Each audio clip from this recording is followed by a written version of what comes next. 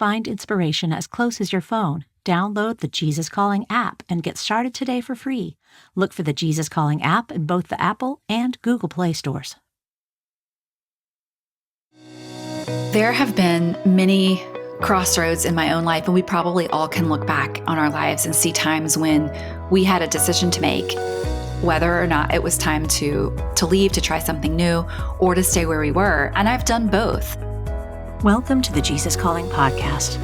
There's an intricate dance between the difficulty of making changes in our lives and a profound trust in God to guide us through. When we have to make the decision to leave something behind and start anew, there is an emotional toll and a fear of the unknown. However, there is much to be learned from endings and new beginnings, and how sometimes we end up finding peace in the midst of our turmoil. Emily P. Freeman is a spiritual director and author who hosts the Next Right Thing podcast. Emily shares practical thoughts on how to navigate change, taken from her new book, How to Walk Into a Room, The Art of Knowing When to Stay and When to Walk Away. Stephanie Mae Wilson is a Tedx speaker, author, and podcaster who speaks to young adults who are facing crucial years where they will make some of their biggest life decisions, and how they can faithfully move forward by trusting God with their questions and their fears. Let's begin with Emily P. Freeman. I'm Emily P. Freeman, and I am in North Carolina. I work as a spiritual director, an author, a podcast host of the podcast The Next Right Thing.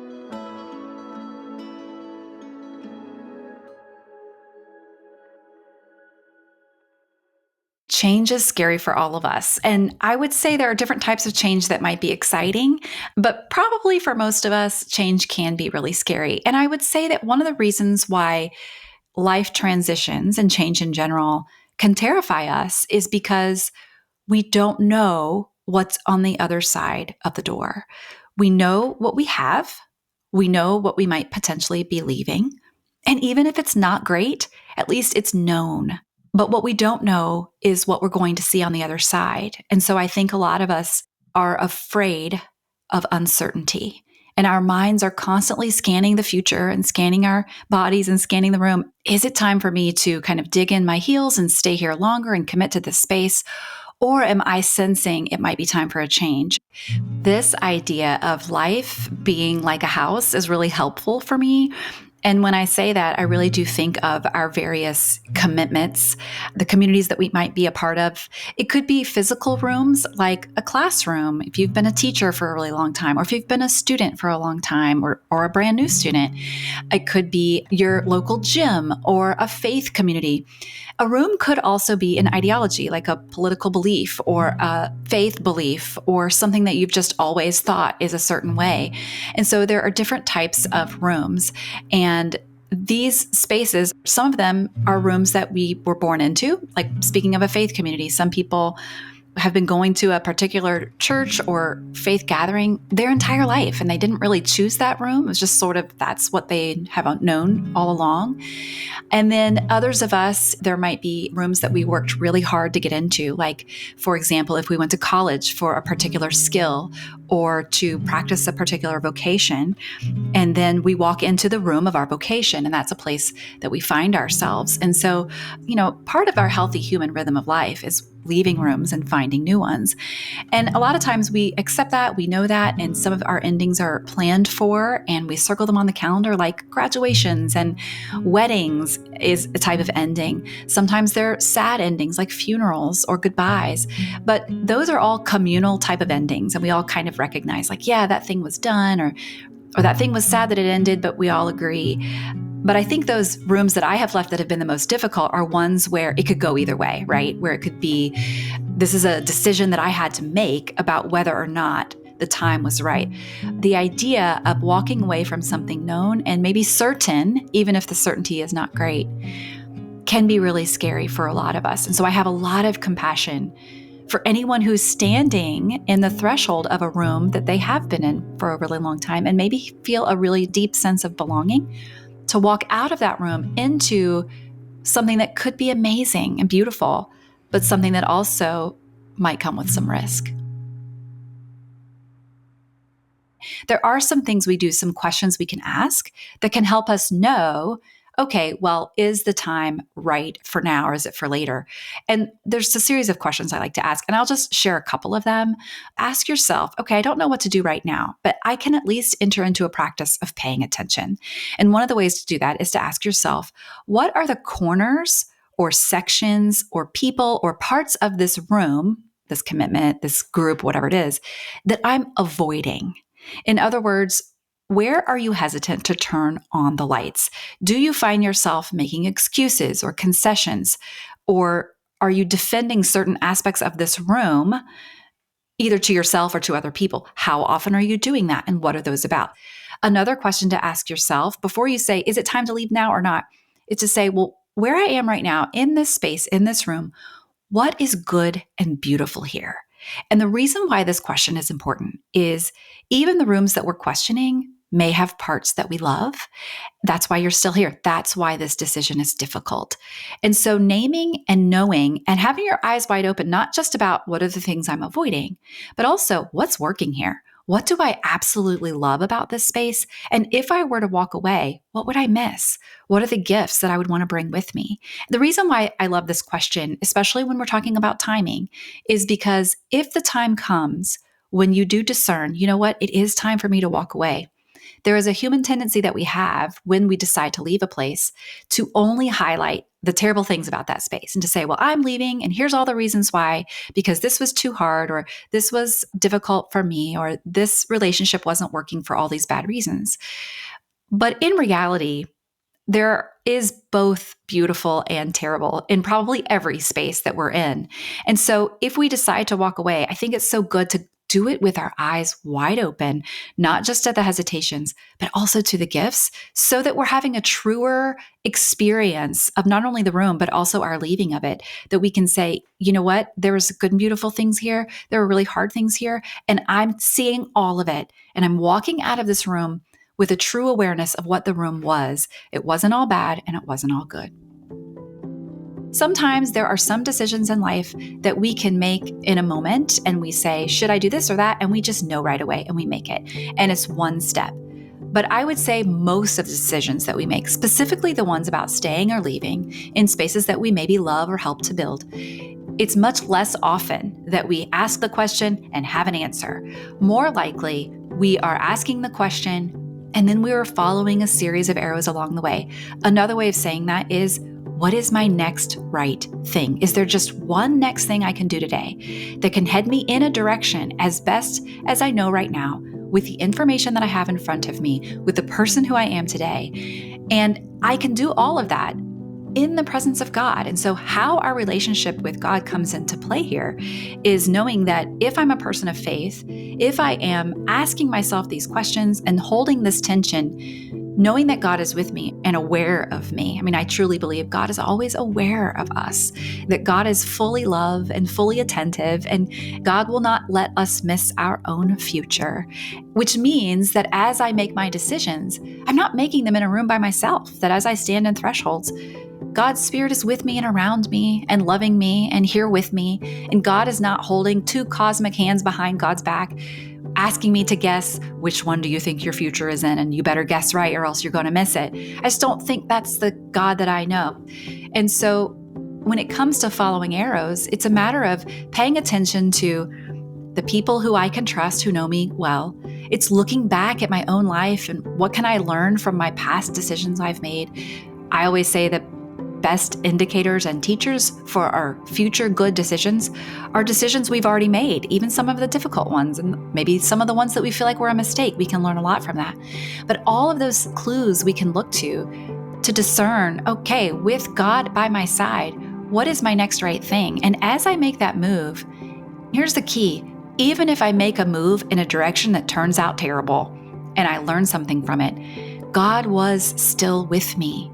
And in that move, I am becoming someone, because what is infinitely more important than the decision that I make ultimately is the person who I am becoming as I make my decisions.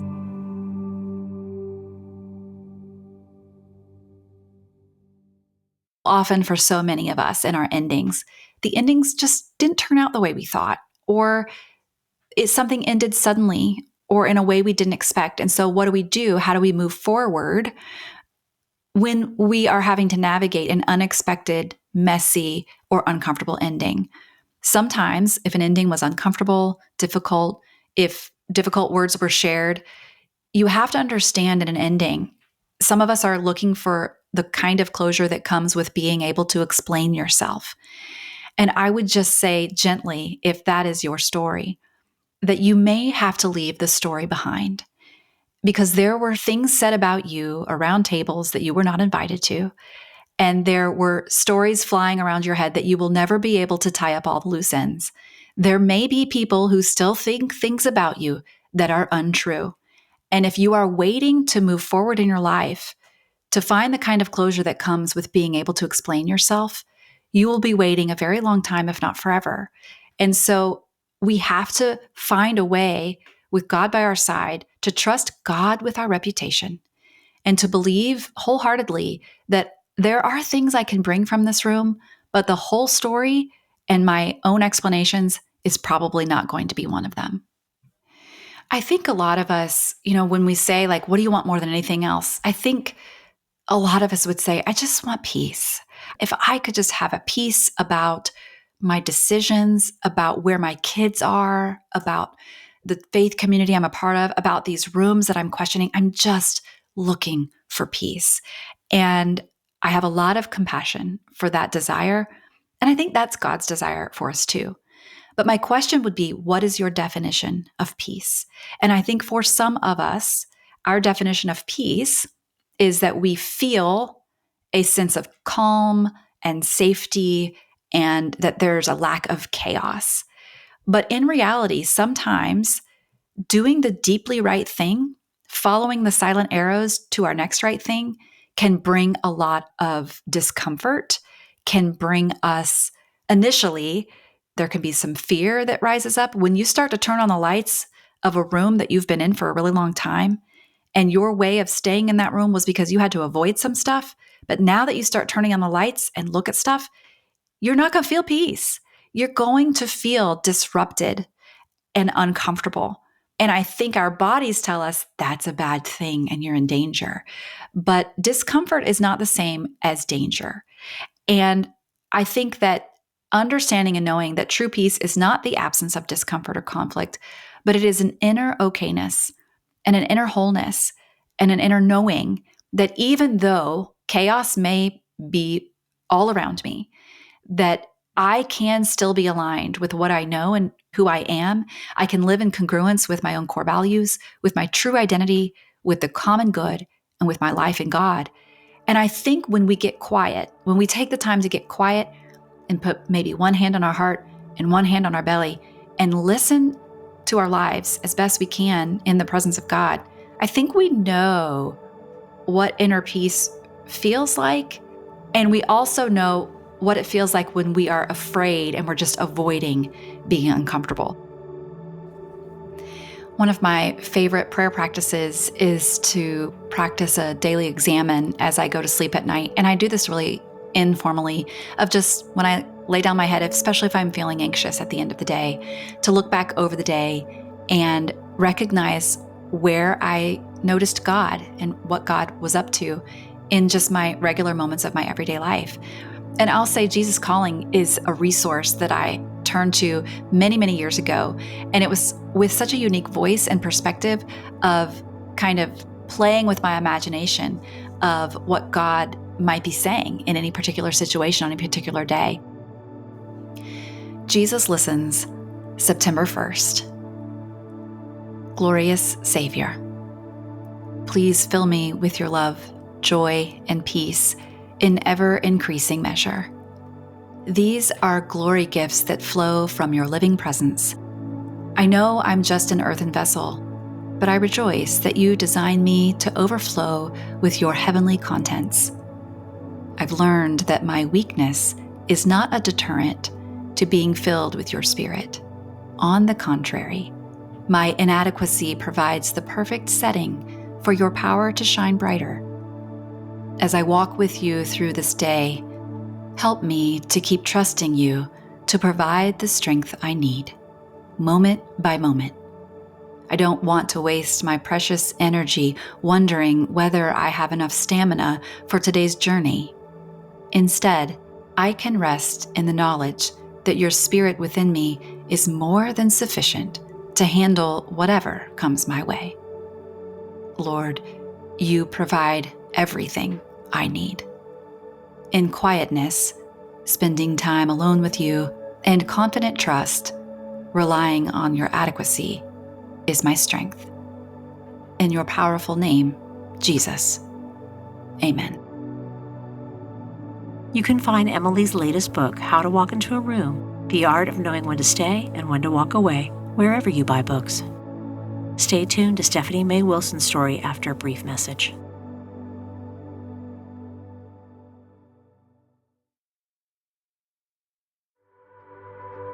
In the days that are dark, where the news isn't good, when we're looking desperately for answers or just looking to be heard, we just want someone to listen, someone to hear our fervent prayers. More than ever, people need help. More than ever, people need hope. And more than ever, people need to know that they are heard.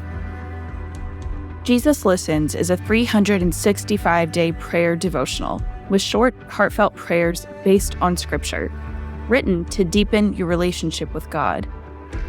Learn more about Jesus Listens and download a free sample at jesuscalling.com/JesusListens.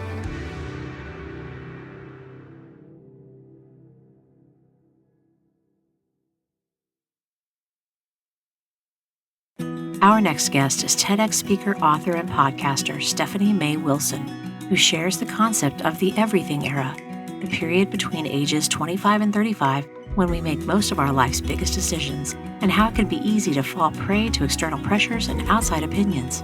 Stephanie shares how we can navigate this time by looking to God to bring us peace and assurance during this pivotal time in our lives. Hi there, I'm Stephanie Mae Wilson, and I am an author, a podcaster, and a speaker, and I am on a mission to be who I needed when I was younger, walking women through life's biggest decisions and transitions.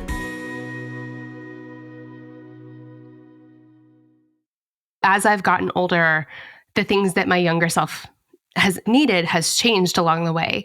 But I think what I've needed along the way the whole time is a big sister. I am the eldest in my family, and I love being a big sister, but I also totally wanted one. And I just wanted someone who really was like a step and a half ahead of me in life, who I could flop down on her bed and ask her a million questions about everything about life, about her faith and about makeup and about, relationships and about work and jobs and how all the different pieces of life fit together and what she would do in any given situation.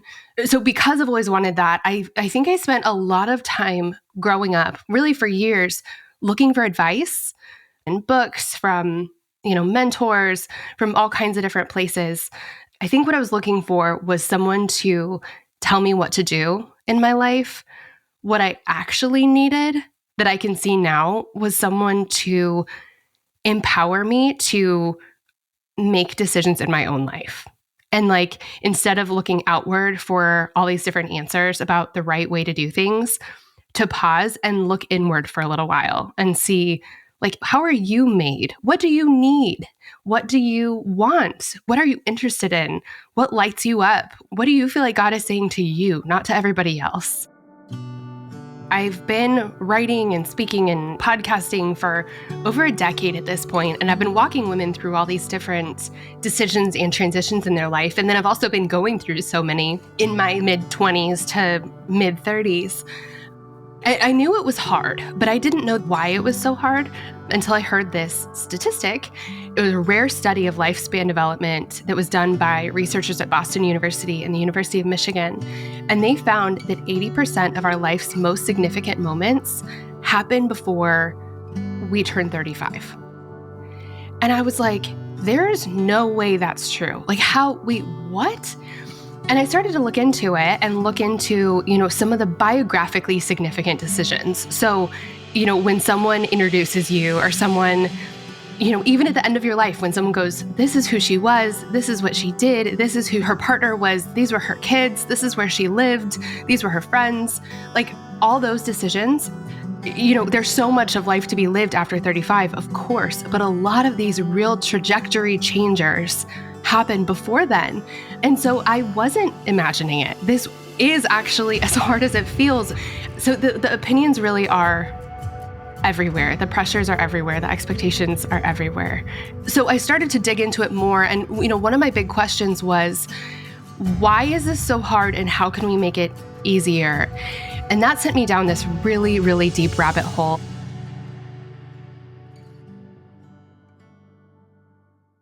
It's such a weird time because everyone's doing something different.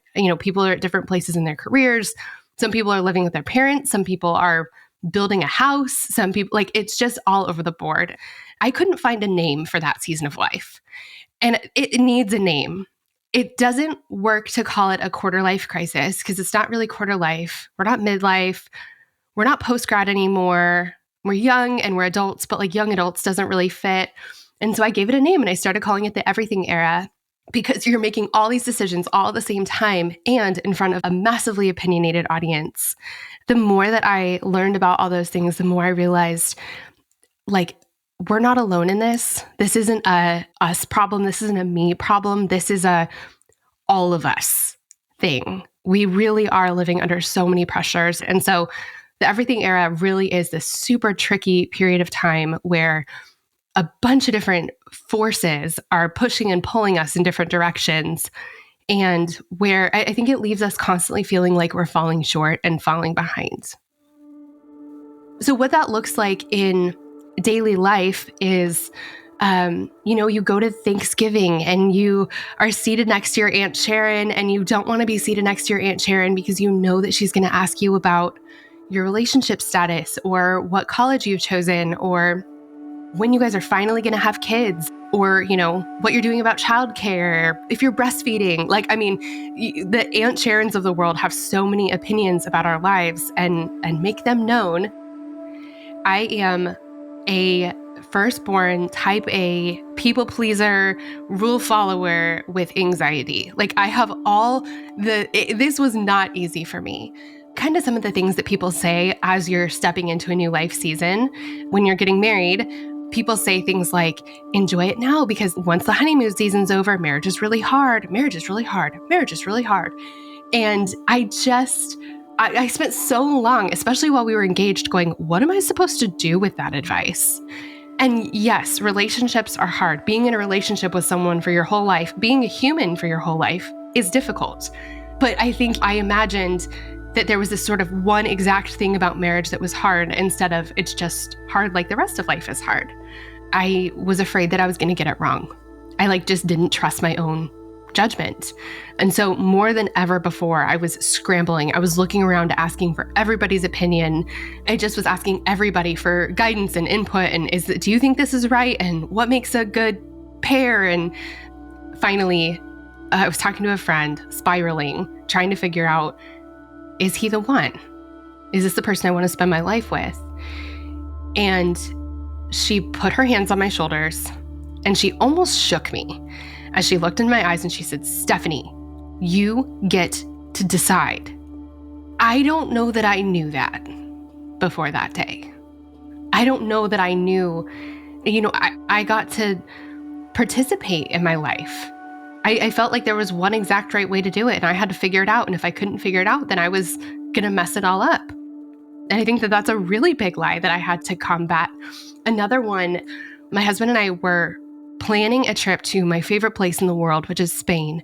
And we were at a restaurant and we had all of our guidebooks spread out around us and we were trying to put together our itinerary.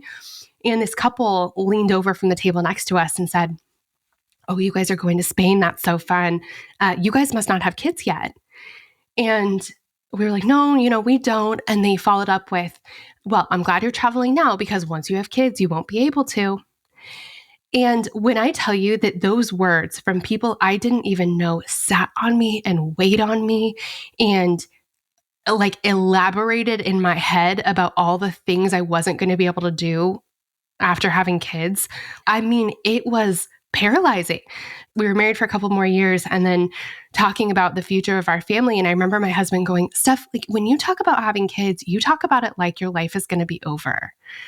I mean, I just didn't even realize how deeply that random couple's words had sunk into my soul and how many lies really it told me about what my life with kids was going to look like. It was like, you have to leave your passport at the door of the hospital as you're leaving with your kids. And also your sense of self, your identity, any of your interests, your friends, like you trade in your whole self for these kids. And granted, there's a minute where you're just in survival mode, but it's not like that forever.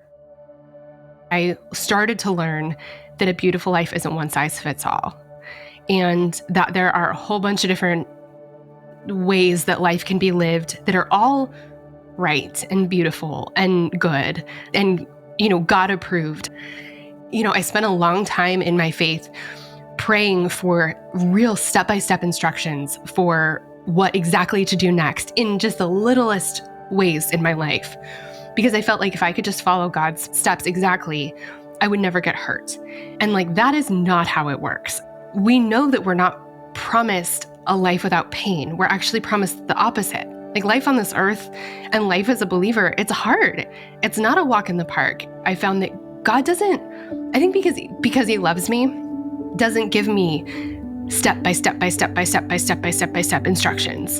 Instead, he is walking with me and we come upon 3 different paths that we could take. And he goes, which one do you want to take? I'll be with you either way. They're all good. What do you want to do?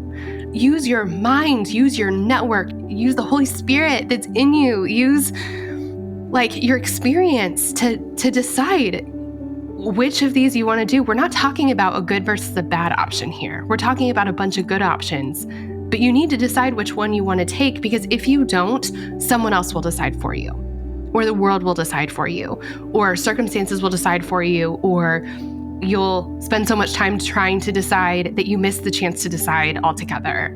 We have to decide, and we get to decide. And that's a really beautiful thing. We're getting to really prove the fact that that's true because we are moving to Spain with our family. It turns out kids can travel too. Kids live in all kinds of countries, and yours can too. So just knowing that was a really, really big hurdle for me to overcome. But once I was able to overcome it and remind myself that just because someone told me it was supposed to be one way doesn't mean they're 100% right. I feel like I was able to step into motherhood, but motherhood as me, and also this adventure that we're about to go on.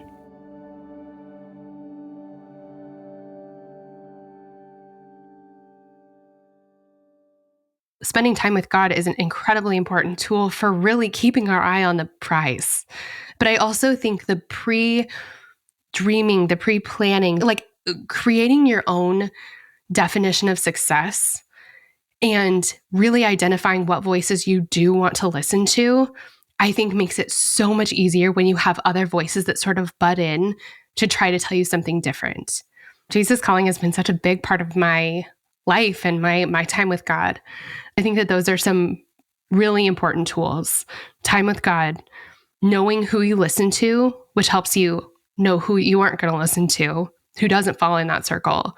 And then defining success for yourself makes it a lot easier to quiet some of those outside voices. Jesus Listens, August 13th. Magnificent Jesus, living in dependence on you is a glorious adventure. Most people scurry around busily trying to accomplish things through their own strength and ability. Some succeed magnificently, others fail miserably. But both groups miss what life is meant to be, living and working in collaboration with you. Please train me to depend on you more and more, Lord. When I depend on you, my whole perspective changes. I'm able to see your miraculous works, though others only see natural occurrences and coincidences. I begin each day with joyful expectation, eager to see what you will do. I accept weakness as a gift from you, knowing that your power is fulfilled and completed, shows itself most effective in my weakness. I keep my plans tentative, trusting that your plans are far superior. I consciously live, move, and have my being in you, rejoicing that you live in me. How marvelous it is to know that I am in you and you are in me. Thank you for this intimate adventure of sharing my life with you. In your exhilarating name, amen. To learn more about Stephanie, follow her on social media and be sure to check out her new book, Create a Life You Love, available at your favorite retailer. If you'd like to hear more stories about how to navigate change with the help of faith, check out our interview with Reba McEntire. Next time on the Jesus Calling podcast, we'll hear from actor Jesse Hutch, who shares how faith acts as a base that centers each decision he makes. You know, if you're going to build a house, you don't build it on sand, right? You want to make sure you have a solid foundation. The Bible even talks about that. You know, I ain't perfect. I don't have it all together. There's always something to give to the Lord and to improve on and to ask for help with.